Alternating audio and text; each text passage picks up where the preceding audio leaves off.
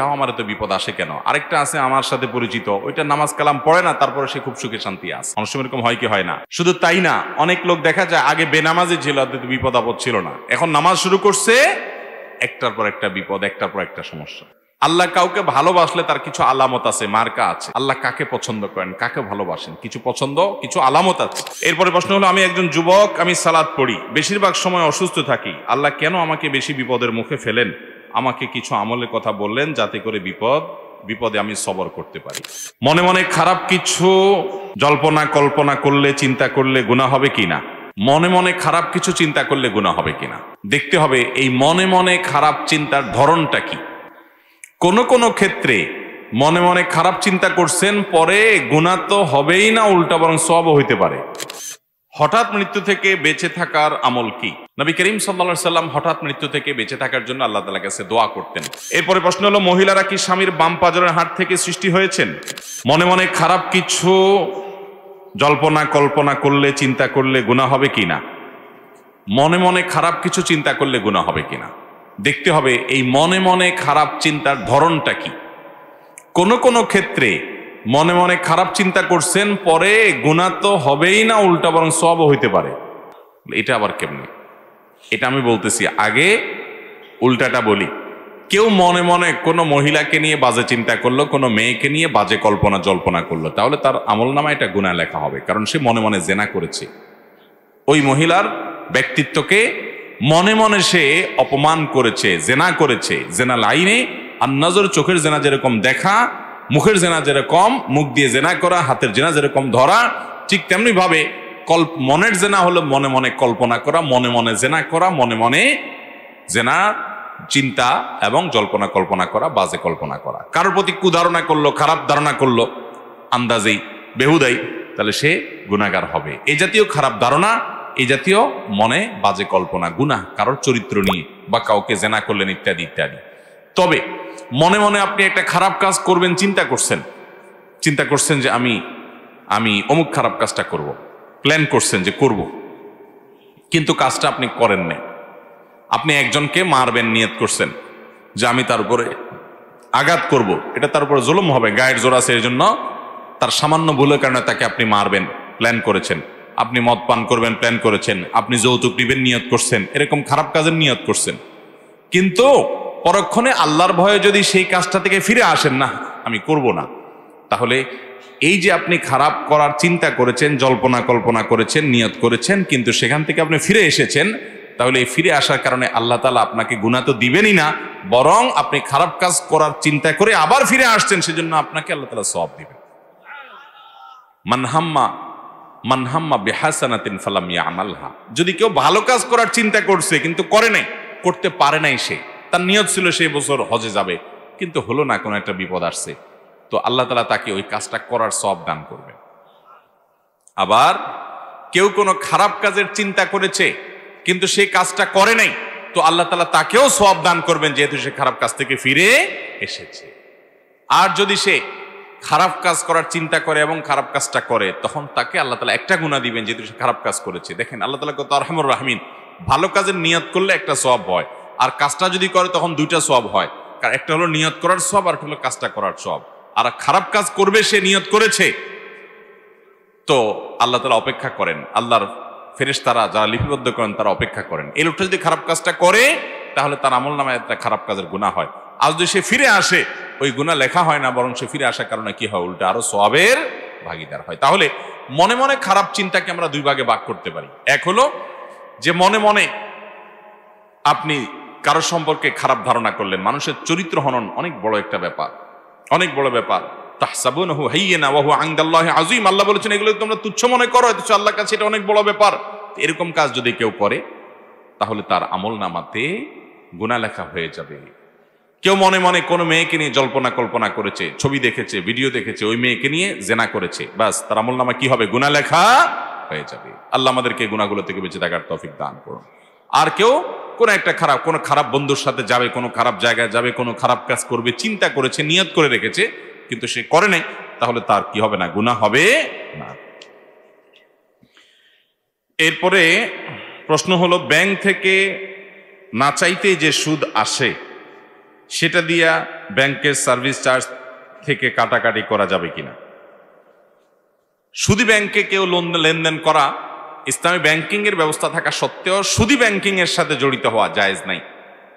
হ্যাঁ, কারোর বিশেষ কারণে প্রয়োজন হয়েছে, নিরুপায়, বাধ্য হয়েছে বা আগে থেকে আছে, এখন সে ক্লোজ করে আসতে সময় লাগবে বা বিশেষ মাসলাহাতের কারণে তার জন্য জরুরি, সে নিরুপায় উপায় পর্যায়ের হয় এবং সে যদি রাখে, তাহলে তার যে ইন্টারেস্ট বা সুদ যেটা আসে, এই সুদের টাকাটা ওই ব্যাংকে যে লেনদেন করার কারণে তার ইয়ারলি চার্জ কাটে, তার ব্যাংকের হিসাব ব্যবস্থাপনা করার কারণে যে তারা চার্জ নেয়, এটিএম কার্ডের জন্য চার্জ নেয়, চেক ইস্যুর জন্য চার্জ নেয়, ইত্যাদি ইত্যাদি, এই চার্জের টাকাগুলো ওই সুদের টাকা যেটা সে পেয়েছে ওইটা দিয়ে সে কাটাকাটি করলে সেটা জায়েজ হবে না।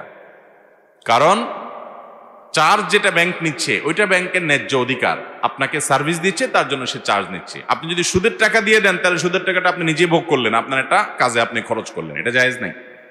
আপনি সুদের টাকা যেটা আপনার অ্যাকাউন্টে চলে আসছে ইতিমধ্যে, তো সেটা আপনি কোনো গরিব দুঃখীকে দান করে দিবেন কোনো সওয়াবের নিয়ত করা ছাড়া, বাস ওইটা আপনি নিজে ভোগ করতে পারবেন। অতএব ব্যাংকের টাকা আবার ব্যাংকে দিয়ে দিলাম হলো না, তা আপনি কি করলেন, ঘুরে ফিরে ভোগ করলেন, এটা জায়েজ নাই। মহিলা মাদ্রাসার ছেলে শিক্ষক ক্লাস করাতে পারবে কিনা।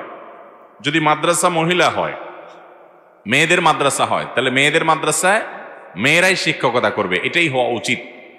যদি পুরুষরা শিক্ষকতা করতে হয় তাহলে অনেক শর্ত শারায়েত মেনে করতে হবে।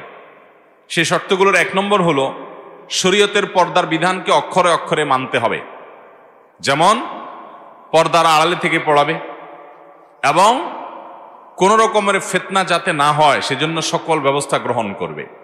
কারণ আল্লাহ রাব্বুল আলামিন পর্দার বিধানটাকে ফরজ করেছেন, আমাদের ইজ্জত সম্ভ্রমকে হেফাজত করার নির্দেশ করেছেন। অতএব এটা কোনোভাবে লঙ্ঘিত হতে পারে সেই দুয়ার উন্মুক্ত করা যাবে।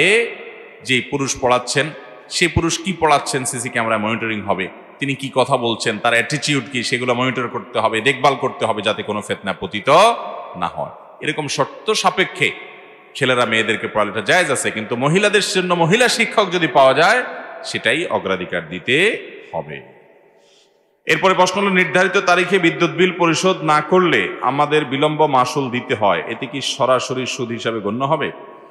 যেই কোনো লেনদেনে, যে কোনো কাজে আপনার আর্থিক দণ্ড যেটা আরোপ করা হয় শরিয়ার দৃষ্টিকোণ থেকে সেটা জায়েজ নাই। সেটা বিদ্যুৎ বিল বলেন, পানির বিল বলেন, বা অনেক সময় স্কুল কলেজে দেখা যায় ছেলে মেয়ে ফাঁকি দিয়েছে, একদিন যায় নাই বা দেরি করে গেছে, তো তার জন্য জরিমানা আরোপ করা হয়, এত টাকা জরিমানা, এটা জায়েজ নাই শরীয়তে। আর্থিক দণ্ড আরোপ করা এভাবে এ ধরনের ক্ষেত্রে জায়েজ নাই। বলে তাহলে কি করবে?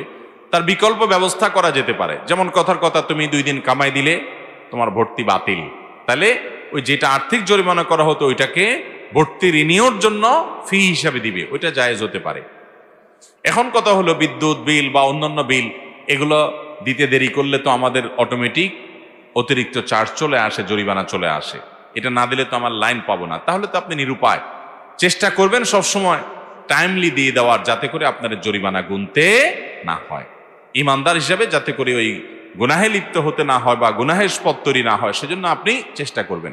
কখনো ভুলে গেছেন বা বিশেষ কারণে দেরি হয়ে গেল, তাহলে সেক্ষেত্রে আপনি যদি দেন আপনার গুনাহ হবে না, যেহেতু আপনার হাতে না, আপনি নিরুপায়, আপনাকে বাধ্য করা হচ্ছে এই আর্থিক দণ্ড দেওয়ার জন্য, যেটা আপনার জন্য গুনাহ হবে না। কিন্তু আর্থিক জরিমানা নেওয়া এটা এমনিতে কি না, জায়েজ নাই। এরপরে প্রশ্ন হলো, মহিলারা কি স্বামীর বাম পাজরের হাড় থেকে সৃষ্টি হয়েছেন? মহিলারা বাম পাজরের হাড় থেকে সৃষ্টি হয়েছেন কিনা এ সম্পর্কে আমরা একটা হাদিস জানতে পারি।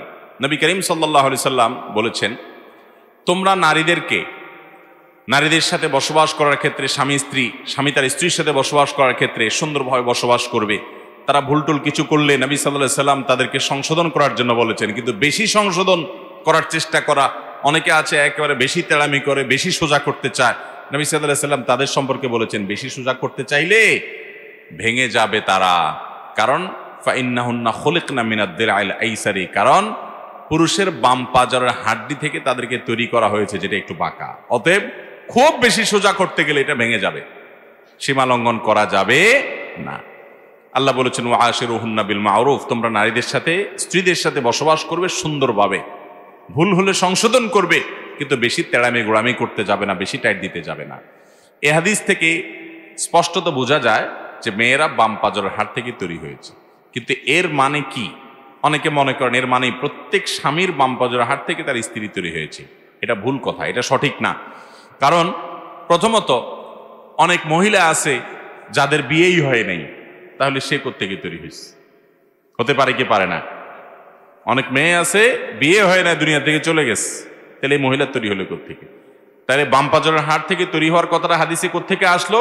এটার উত্তর হলো আল্লাহ তাআলা প্রথম মানুষ তৈরি করেছেন আদম আলাইহিস সালামকে। তাকে কোত্থেকে তৈরি করেছেন? মাটি থেকে তৈরি করেছেন। মাটি থেকে তৈরি করার পর আদম আলাইহিস সালামের বাম পাজরের হাড় থেকে মা হাওয়াকে তৈরি করেছেন। তাহলে প্রথম নারী যিনি, তিনি তার স্বামীর বাম পাজরের হাড় থেকে তৈরি হয়েছেন। পৃথিবীর এরপরে সব মহিলারা স্বামীর বাম পাজরের হাড় থেকে তৈরি হয়েছে, ব্যাপারটা এরকম না। বিধায় ভুল ধারণা আমাদের ভাঙতে হবে। এরপরে প্রশ্ন হলো, হঠাৎ মৃত্যু থেকে বেঁচে থাকার আমল কি? নবী করিম সাল্লাল্লাহু আলাইহি সাল্লাম হঠাৎ মৃত্যু থেকে বেঁচে থাকার জন্য আল্লাহ তাআলার কাছে দোয়া করতেন, আল্লাহুম্মা ইন্নী আসআলুকা, আল্লাহুম্মা ইন্নী আউযুকা মিন যাওয়ালি নি'মাতিকা।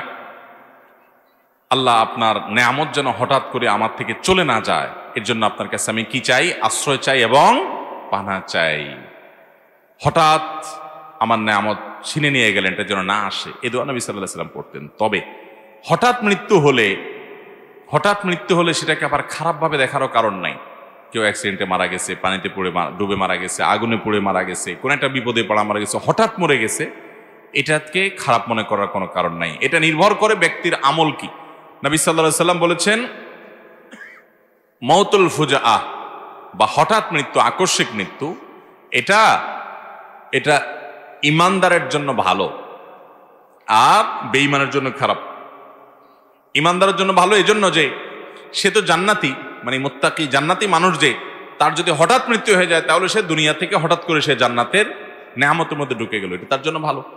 আর যদি কেউ জাহান্নামী হয় তার জন্য হঠাৎ মৃত্যু খারাপ, কারণ সে হঠাৎ মৃত্যুর মাধ্যমে দুনিয়াতে যেটুকু নেয়ামত ভোগ করছিল সেটুকুও তার হাতছাড়া হয়ে গেল।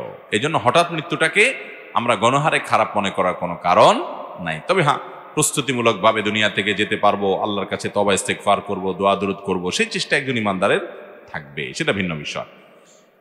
এরপর প্রশ্ন হলো, সিগারেট কোম্পানিতে চাকরি করা যাবে কিনা?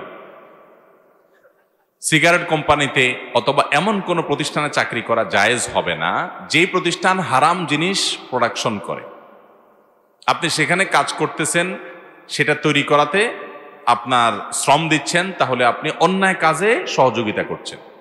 আল্লাহ বলেছেন সূরা মায়েদার 2 নম্বর আয়াতে, তাআবানু আলাল বিররি ওয়াত তাকওয়া ওয়ালা তাআবানু আলাল ইসমি ওয়াল উদওয়ান।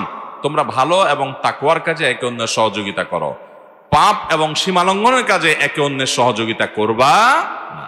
বিধায় এ ধরনের কাজে সহযোগিতা হয়ে যায় আপনার চাকরি, সেজন্য এটা করা কি হবে না? জায়েজ হবে না। আল্লাহ তাআলা আমাদেরকে আমল করার তৌফিক দান করুন। এরপরে প্রশ্ন হলো, সর্বত্র আল্লাহর নির্দেশ যেন বাস্তবায়িত হয়, একজন মুসলমানের জন্য সেই চেষ্টা করা কি উচিত নয়? শুধু উচিত না, সর্বত্র আমার নিজের মধ্যে, আমার পরিবারের মধ্যে, আমার সমাজে, আমার রাষ্ট্রে, আমার অফিসে, আমার আদালতে, আমার সব জায়গায় আল্লাহর আদেশ নিষেধ যেন বাস্তবায়ন হয়, আল্লাহর আইন যেন প্রতিষ্ঠিত হয়, এটা প্রত্যেক ইমানদারের মধ্যে আকাঙ্ক্ষা থাকাটা আবশ্যক, জরুরি, শুধু উচিত অনুচিতের ব্যাপার না। যদি কোনো ইমানদার মনে করে যে না, আল্লাহর বিধিবিধান এই যুগে চলে না, সেকুলার এই জীবন যাপনই আমাদের জন্য ভালো, তাহলে তার ইমানই থাকবে, সে বেঈমান হয়ে যাবে। এই জন্য প্রত্যেক ইমানদার জীবনের সর্বস্তরে, ব্যক্তি থেকে নিয়ে রাষ্ট্র, আন্তর্জাতিক পরিমণ্ডল পর্যন্ত সর্বস্তরে যেন আল্লাহর দ্বীন দুনিয়াতে গালিব হয়, বিজয়ী হয়, জয়ী হয়, প্রতিষ্ঠিত হয়, সে আকাঙ্ক্ষা, সে চেষ্টা, সে তামান্না এবং সেই লক্ষ্যে কাজ করার প্রবণতা এবং প্রচেষ্টা তার মধ্যে থাকতেই হবে। এটা না থাকলে সে নিজেকে ইমানদার দাবি করতে পারে না।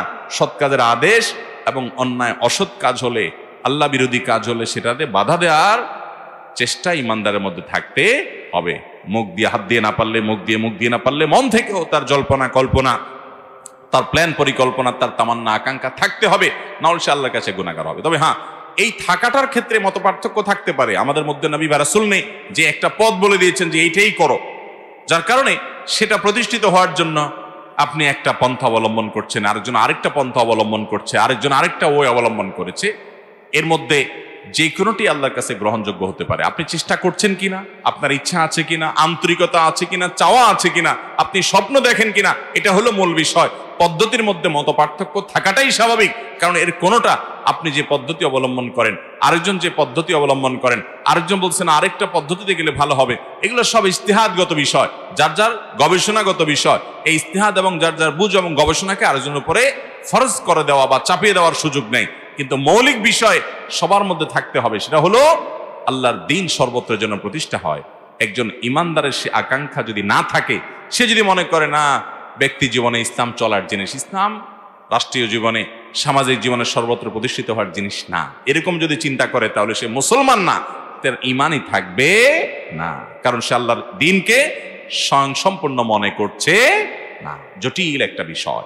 আমাদের সমাজে অনেক মুসলমানরা আছেন, নামাজ কালাম পড়েন, রোজা রাখেন, জিকির আজকার করেন, কোরআন তেলাওয়াত করেন, ইবাদতবন্দি করেন, কিন্তু আল্লাহর দ্বীন সর্বত্র প্রতিষ্ঠিত হোক এই স্বপ্ন কোনোদিন তিনি দেখেন না, এটা নিয়ে তার কোনো চিন্তাও নাই। আল্লাহ তাআলা আমাদেরকে বিষয়টা বুঝার তৌফিক দান করুন। এরপরে প্রশ্ন হলো, সম্প্রতি পাঠ্যপুস্তক নিয়ে যে সমালোচনা তৈরি হয়েছে, ইতিমধ্যে মাননীয় শিক্ষামন্ত্রী সেটা পরিবর্তনের কথা বলেছেন, এতে কি আপনারা সন্তুষ্ট হয়েছেন?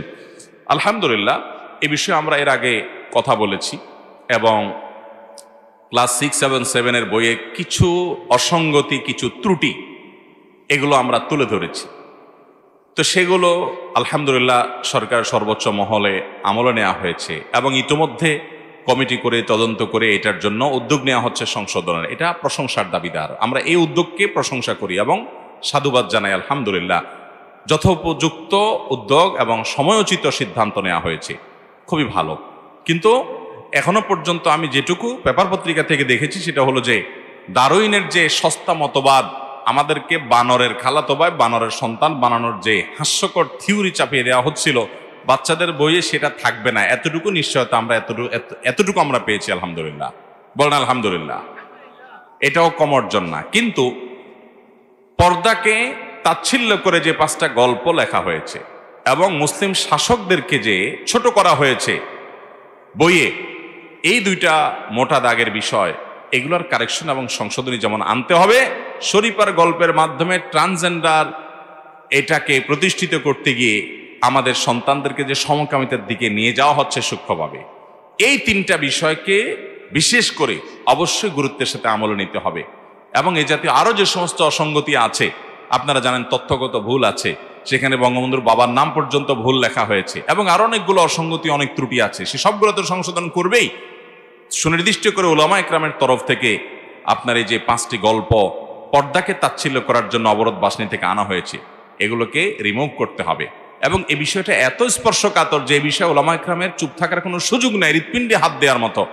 আমাদের সন্তানরা আমাদের ট্যাক্সের টাকায় কুফুর শিখবে, শিরিক শিখবে, তার মা বোরকা পরে, তার মা পর্দা করে, তার শিক্ষিকা পর্দা করে, তার দাদি পর্দা করে, তার নানি পর্দা করে, তার খালা পর্দা করে, সে বাঙালি মুসলিম, মুসলমান তো বটে, বাঙালি নারী, এমনকি বাঙালি হিন্দুও মহিলা যদি হয়, তাকে আপনি যদি কল্পনা করেন, তো আপনি দেখবেন যে একজন মাথায় কাপড় দেয়া নারী আপনার স্মৃতিতে ভেসে আসছে। সেখানে এ বাঙালির সংস্কৃতি, এটাকে দূর করা, মুসলমান সন্তানকে পর্দার প্রতি বীতশ্রদ্ধ করা, শিক্ষার নামে এই কুশিক্ষা কখনো গ্রহণযোগ্য হতে পারে? আমরা আশা করব যে ডারউইনের মতবাদের এই তথ্যটা, এই থিওরিটা, এটা যেরকম বাচ্চাদের বই থেকে বাদ দেওয়ার সিদ্ধান্ত নেওয়া হয়েছে, আমরা প্রশংসা করি, আমরা সাধুবাদ জানাই যারা এর জন্য সিদ্ধান্ত গ্রহণ করেছেন। আল্লাহ তাআলা তাদেরকে আজর আজিম দান করুক, হেদায়েতের দৌলত দান করুক। কিন্তু সেই সাথে ওই যে পর্দাকে তাচ্ছিল্য করে দেওয়া গল্পগুলো এবং শরীফার গল্প এবং মুসলিম শাসকদেরকে ভিলেন বানানোর যে চক্রান্ত এবং মন্দিরের ছবি, অর্ধলঙ্গ আপনার প্রতিমার ছবি দিয়ে ভরে ফেলা, আবার আনুপাতিক হারে সংখ্যাগরিষ্ঠ মুসলমানদের এই দেশে মসজিদের ছবি ইত্যাদি কম দেওয়া সহ আরো যে সমস্ত আপনার বিকৃতি, যে সমস্ত বিভ্রাট বইয়ে আছে, চক্রান্ত এই বইয়ে আছে, সেগুলো সবগুলো দূর করা হোক। আলহামদুলিল্লাহ, আমাদের এই দেশের মানুষ ধর্মপ্রাণ, হিন্দুরা তাদের ধর্ম পালন করে, মুসলমানরা তাদের ধর্ম পালন করে এবং শান্তিপূর্ণ সহাবস্থানে বিশ্বাস করে।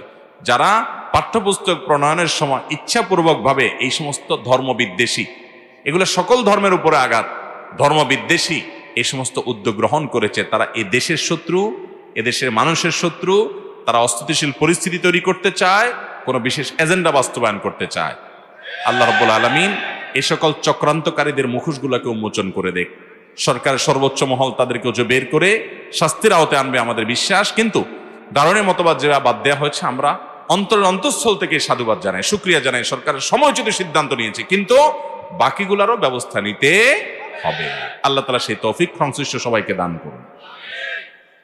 ভাইরা আমার, আর এক দুইটা প্রশ্ন আমরা দিতে পারবো, কারণ আজানের সময় হয়ে যাচ্ছে। এরপরে প্রশ্ন হলো, আপনি কোন জায়গায় পড়াশোনা করেছেন যদি বলতেন খুব ভালো হতো, বা এই বিষয়ে আমাদের এর আগে বিভিন্ন জায়গায় বলা হয়েছে।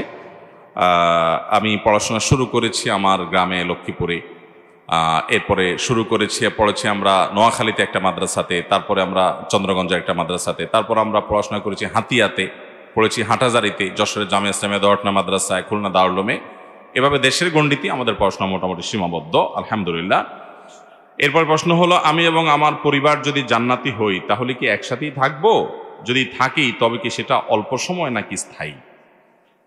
কোন স্বামী স্ত্রী বা সন্তান এবং বাবা মা পরস্পরের সাথে জান্নাতে থাকবে কিনা, এটা নির্ভর করে যে উভয়ে জান্নাতে যাওয়ার মতো আমল করেছে কিনা। ফেরাউন জাহান্নামে যাওয়ার আমল করেছে, সে জাহান্নামে যাবে। ফেরাউনের স্ত্রী আসিয়া জান্নাতে যাওয়ার আমল করেছেন, এজন্য তিনি কোথায় যাবেন? কোরআনে আল্লাহ তাআলা উভয়ের ঘোষণা আমাদেরকে জানিয়ে দিয়েছে, ঠিক না ঠিক?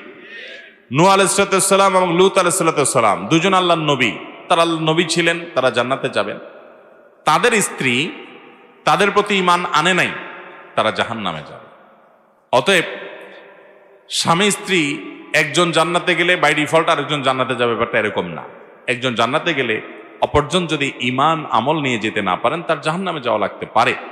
এখন কেউ বলতে পারেন, জান্নাতীদেরকে তো আল্লাহ তাআলা কোনো কষ্ট পেতে দিবেন না। জান্নাত আজা কে আজারে নাবাসদ, কাসে রা বা কাসে কারে নাবাসদ, সেখানে তো কোনো কষ্ট হবে না, মানসিক শান্তি থাকবে। এখন কোনো নারী জান্নাতে গেলেন, তার স্বামী তার গুনাহের কারণে জাহান্নামে গেলেন, বা কোনো স্বামী জান্নাতে গেলেন, তার স্ত্রী গুনাহের কারণে জাহান্নামে গেলেন, তাহলে তিনি মনে কষ্ট পাবেন না? স্ত্রীকে স্বামীকে মিস করবেন না? এর উত্তর হলো, যখন কেউ জাহান্নামী হবে আল্লাহ রাব্বুল আলামিন তার সঙ্গীর অন্তর থেকে তাকে মুছে দিবেন। হয়তো যে কোনোভাবে তার যাতে কষ্ট না হয় সেই ব্যবস্থা আল্লাহ তাআলা নিবেন। দুনিয়ার এই জীবনটাকে আখিরাতের আলমুল গায়েবের জীবনের সাথে, অদৃশ্যের জীবনের সাথে হুবহু একই মনে করা, এটা সঠিক নয়, এটা বোকামি। বরং আমরা এখানে যেমনটা চিন্তা করি সেটা একরকম নাও হতে পারে। অনেকে বলে যে আমি দুনিয়াতে আখিরাতে তো জান্নাতে আল্লাহ যা চাবেন তা দিবেন, তো কেউ যদি বিড়ি সিগারেট খাইতে চায় আল্লাহ তা দিবেন কিনা? এর উত্তর হলো যে এই যে কুরুচি, এই নোংরা রুচি দুনিয়াতে আপনার হয়তো হয়, আপনি যখন জান্নাতে যাবেন আপনার এই কুরুচি থাকবে না, বিধায় আপনার টেনশন করার দরকার নাই। পিতা যদি মৃত্যুর আগে কোনো সন্তানকে আলাদা করে কোনো সম্পত্তি দেওয়ার ওসিয়ত করে যান, তবে সে ওসিয়ত মানা যাবে কি না, নাকি ইসলামী শরীয়ত মতে সমান ভাগে ভাগ করতে হবে? কোনো পিতা যদি জীবদ্দশা ওসিয়ত করে যান যে আমার অমুক ছেলেটাকে তোমরা ওই জমিটা দিয়ে দিবা, বাকিগুলা ভাগ করবা, অমুক মেয়েকে দিবা, বাকিগুলা ভাগ করবা, এরকম যদি ওসিয়ত করে যায় তাহলে সে ওসিয়ত গ্রহণযোগ্য হবে না। কারণ নবী আলাইহিস সালাম বলেছেন, লা ওয়াসিয়াতা লিওয়ারিস, কোন ওয়ারিসের জন্য কোনো ওসিয়ত করা যাবে যার জন্য নির্দিষ্ট হিস্সা কোরআনে ঠিক করে দেওয়া আছে। ছেলে মেয়ে বাবা মায়ের সম্পদে নির্দিষ্ট হিস্সা পাবে কি পাবে না? অতএব তাদের জন্য আর বাবা মা কি করতে পারবে না? ওসিয়ত করে যেতে পারবে। তাহলে ওসিয়ত কার জন্য করতে পারবে? ওসিয়ত করতে পারবে এমন ব্যক্তির জন্য যে ব্যক্তি তার ওয়ারিস না। যেমন একজন অচেনা মানুষকে দিল, পালক পুত্র পালক মেয়ে থাকলে তাদেরকে দিল, নাতি নাতনি থাকলো, নাতি নাতনিরা ওয়ারিস না। এই জন্য দাদা তার ছেলে ঘরে নাতিকে, মেয়ের ঘরে নাতিকে বা নাতনিকে যদি বলে যে ঠিক আছে আমার নাতিকে এই জমিটা দিও, আমার নাতনিকে এই জমিটা, তাহলে তাদেরকে ওসিয়ত করতে পারে, তাদের জন্য ওসিয়ত করলে জায়েজ হবে। সেটা 1/3, তার টোটাল সম্পদের 1/3 মধ্যে হলে সর্বোচ্চ ওর মধ্যে কার্যকর হবে, এর বেশি করলে বাকিটুকু কার্যকর হবে না। কিন্তু যদি ছেলে মেয়ের জন্য ওসিয়ত করে যায় বাপ মা, তাহলে সে ওসিয়ত কার্যকর হবে না। অনেক সময় আমরা জায়েজ না জায়েজ দেখি না, আল্লাহ তাআলার আদেশ দেখি না, বাস ওসিয়ত করছে চোখ বন্ধ করে সেটা নিজের অধিকার মনে করি, এটা ভুল। এরপরে প্রশ্ন হলো, সাউন্ড সিস্টেমে গান বাজনায় ভাড়া দিয়ে টাকা উপার্জন করা জায়েজ হবে কিনা? এটা তো তার ব্যবসা, ব্যবসা হলেই কি সেটা জায়েজ হয়ে যাবে? কেউ হারাম ব্যবসা করে, মদের ব্যবসা করে, যদি বলে এটা তো আমার ব্যবসা, তো আপনার ব্যবসা তো হালাল হতে হবে। আল্লাহ তাআলা আহাল্লাহুল বাইআ, আল্লাহ ব্যবসাকে হালাল করেছেন, কিন্তু এর মানে এই না যে আপনি নাজায়েজ ব্যবসা করবেন, সেটা আল্লাহ তাআলা হালাল করবেন। অতএব সাউন্ড সিস্টেমের ব্যবসা যদি করেন, আপনার মাইক, আপনার সাউন্ড সিস্টেম, আপনার লাইট, আপনার অন্যান্য যে সমস্ত আয়োজন আছে, এগুলো এমন কাজে ভাড়া দিবেন যে কাজটা হালাল এবং বৈধ।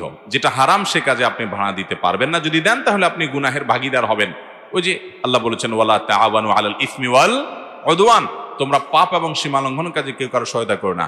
একজন গান বাজনার অনুষ্ঠান করেছে, আপনি সেখানে ভাড়া দিয়েছেন, তাহলে তার কাজটা করতে আপনি সহায়তা করলেন, বিধায়টা কি হবে না, জায়েজ হবে। মুশকিল হলো যারা বিশেষ করে ডেকোরেশনের ব্যবসা করেন, এইরকম জায়গায় যদি ভাড়া না দেন তো আর জায়গায় খুঁজে পাবেন না, দেখা যাবে। কারণ 100টা কাস্টমার আসলে 80টাই হলো ওই গান বাজনার কাস্টমার। তো ভাইরা আমার, জান্নাত তো এত সস্তা না। জান্নাতে যাওয়ার জন্য কিছু স্যাক্রিফাইস করতে হবে, কিছু ছাড় দিতে হবে। বিধায় আপনি যদি আশা করেন যে না, দুনিয়াতেও আমি একেবারে 100তে 100 পাবো, আখেরাতেও আবার জান্নাত পাবো, এটা কিভাবে আশা করেন? আপনার কাছে অনেক কাস্টমার আসবে, আপনার খানার টান পড়বে, রুজির টান পড়বে, রিজিকের উপার্জনের টান পড়বে, তারপর আপনি হারামে যাবেন না। এই যে স্যাক্রিফাইস, এই যে ছাড়, এই যে কষ্ট, এর বিনিময়ে তো আল্লাহ তাআলা জান্নাত দিবে আপনাকে। আল্লাহ আমাদেরকে সেই তৌফিক দান করুন। আমার উপার্জন কম হোক, আমার পাশে আরেকজন ডেকোরেশন ব্যবসা করে লাল হয়ে যাচ্ছে, বাড়ি গাড়ি করে ফেলছে, করে ফেলাক, আমার জান্নাত পেতে হবে, বিধায় আমি ওই হারাম উপার্জন করব না। আল্লাহ আমাদের তৌফিক দান করুন। আমি খুব অসুস্থ, আমার যা ইনকাম করি আহাল পরিবারকে দিয়ে দেই। আমি অল্প টাকা ইনকাম করি, আল্লাহর উপর কি ভরসা করে চিকিৎসা করব না ভাবছি, এখন আমার করণীয় কি? দেখুন, অনেকে এরকম আছেন যে তার উপার্জন কম, নিজের চিকিৎসা করতে গেলে আর বাপ মা ভাই বোনের খরচ দিতে পারেন না, আবার তাদের খরচ দিতে গেলে নিজের চিকিৎসা হয় না। তো এক্ষেত্রে তার জন্য নিজের চিকিৎসা না করে পরিবারের ভরণ পোষণ দিলেন জায়েজ হবে কিনা? উত্তর হলো এটা জায়েজ হবে। কারণ চিকিৎসা গ্রহণ করা সব সময় ফরজ না, চিকিৎসা গ্রহণ করাটা সুন্নাহ সাধারণ অবস্থাতে। আপনি যদি মনে করেন যে আল্লাহর উপর আমি তাওয়াক্কুল করলাম, আমি আজওয়া খেজুর খেলাম, আমি দোয়া করলাম, আমি কোরআন থেকে শেফা গ্রহণ করলাম, আল্লাহ তাআলা চাইলে এখান থেকে আমাকে শেফা দিতে পারেন, আর আল্লাহ না চাইলে ওষুধ খেয়েও আমার শেফা নাও হতে পারে, আমি আল্লাহর উপর তাওয়াক্কুল করলাম আর পরিবারের ভরণ পোষণ দিলাম, এটা জায়েজ হবে, এটা কারণে গুনাহ হবে না। আর যদি আপনি নিজে চিকিৎসাও করেন, আবার পরিবারকে যতটুকু না হলে ততটুকু দেওয়ার চেষ্টা করেন, তো সেটা আপনার জন্য জায়েজ হবে। কিন্তু আপনার চিকিৎসা করাটা আপনার জন্য ফরজ বা ওয়াজিব নয়, যেটা তরক করলে আপনার কি হবে? গুনাহ হবে। এরপরে প্রশ্ন হলো, আমি একজন যুবক, আমি সালাত পড়ি, বেশিরভাগ সময় অসুস্থ থাকি, আল্লাহ কেন আমাকে বেশি বিপদের মুখে ফেলেন? আমাকে কিছু আমলের কথা বললেন যাতে করে বিপদে আমি সবর করতে পারি। ভাইরা আমার, আমাদের অনেকেরই অভিযোগ যে আমি এত নামাজ কালাম পড়ি, তাও আমার এত বিপদ আসে কেন? আরেকটা আছে আমার সাথে পরিচিত, ওইটা নামাজ কালাম পড়ে না, তারপরে সে খুব সুখে শান্তি আছে। অনেক সময় এরকম হয় কি হয় না? শুধু তাই না, অনেক লোক দেখা যায় আগে বেনামাজি ছিল, বিপদ আপদ ছিল না, এখন নামাজ শুরু করছে, একটার পর একটা বিপদ, একটার পর একটা সমস্যা। হয় কি হয় না? দেখুন, নবী করিম সাল্লাল্লাহু আলাইহি ওয়াসাল্লামের একটা হাদিস আছে, আল্লাহ কাউকে ভালোবাসলে তার কিছু আলামত আছে, মার্কা আছে। আল্লাহ কাকে পছন্দ করেন, কাকে ভালোবাসেন, কিছু পছন্দ, কিছু আলামত আছে। এই আলামতের গুলোর ভিতরে একটা আলামত হলো, ইন্নাল্লাহা ইযা আহাব্বা কওমান ইবতালাহুম, আল্লাহ যখন কাউকে ভালোবাসেন তাকে পরীক্ষায় ফেলেন। তাকে কি করেন? তাকে পরীক্ষায় ফেলেন। নবীগণ তাদের সম্পর্কে আপনার হাদিসে আছে, আসাদুন নাসি বালাআন আল আম্বিয়া সুম্মাল আমসাল ফাল আমসাল, সবচেয়ে বেশি বালা, সবচেয়ে বেশি বিপদ মুসিবত এসেছে যাদের জীবনে, তারা কারা? নবী রাসূলগণ। তাদের সাথে যাদের যত বেশি মিল হবে তাদের জীবনে বিপদ আপদ তত বেশি আসবে। ইমাম ইবনে তাইমিয়া রাহমাহুল্লাহ একটা উক্তি আছে যে আল্লাহর পথে কেউ যদি আসে, আল্লাহ তাকে প্রথমে ধাক্কা দেন, পরীক্ষা করেন যে ও আসলেই আমার পথে পরিপূর্ণ এসছে কিনা। এই জন্য আল্লাহ বিপদ দেন। যদি সে সরে যায় তাহলে তো ফেল হয়ে গেল, আর যদি সে টিকে থাকতে পারে সে পরীক্ষা পাশ করে গেল। এই জন্য ভাইরা, আপনি নামাজ পড়েন, আল্লাহর পথে এসেছেন, তারপরে বিপদ আসছে, এটা আল্লাহর তরফ থেকে পরীক্ষা। এটাকে আপনি জয় করার চেষ্টা করেন, এই চ্যালেঞ্জে আপনি জেতার চেষ্টা করেন। এখন কথা হলো, এই কষ্টে আপনি সবর করবেন কিভাবে? দেখুন, একটাই আমল আছে যে আমল করলে আল্লাহর কাছে হিসেব ছাড়া বিনিময় পাবেন। আল্লাহর কাছে হিসাব করে আমরা কি পার পাইতে পারবো কিয়ামতের ময়দানে? হিসাব ছাড়া যদি পার হতে চান তাহলে তার জন্য আমল হলো সবর করা। কি করা? আল্লাহ কোরআনে বলেছেন ইন্নামা ইউওয়াফাস সাবিরুনা আজরাহুম বিগাইরি হিসাব। ধৈর্যশীল আর সবরকারীদেরকে আল্লাহ তাআলা যে দিবেন হিসাব ছাড়া দিবেন। এজন্য কি করতে হবে ভাই? সবর করতে হবে। সবর এমন একটা আমল যে আস-সবরু জাযাউহু আল জান্নাহ, ধৈর্যের বিনিময়, সবরের বিনিময় হলো জান্নাত।